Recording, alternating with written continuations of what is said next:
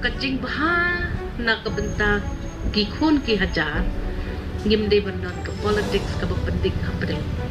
bat ngai bi ya ke assurance ba ya kanu hi ke ban kata hi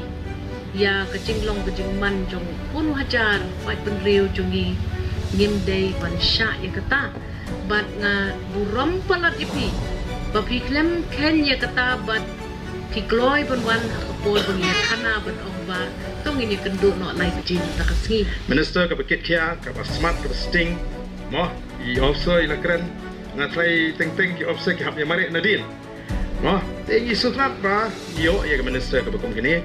para ka jingtrai kam ka jinga hakini ki kendet manai ya shemba kande ko ni ki minister ka ban campaign ka ba shim yi lese kom kita ki no ki kinong ba yu pat ba ndai kim kita ki liang pyrshah mo konsulat hoi bet de kendo hynrei ya tenru hakikam bari mani tenru. And this is the beauty of democracy. When we as members in the opposition raise some good, important, pertinent issues for the people, so the government get a chance to act. So the improvement of this BC or any other health center in the state would be depend entirely on the active participation of MLAs belonging to the opposition, so that we can point where is we are going wrong. Te kani kadai kata ka bangi sngewthuh kumki mo ka jing kador juga democracy, where we need to have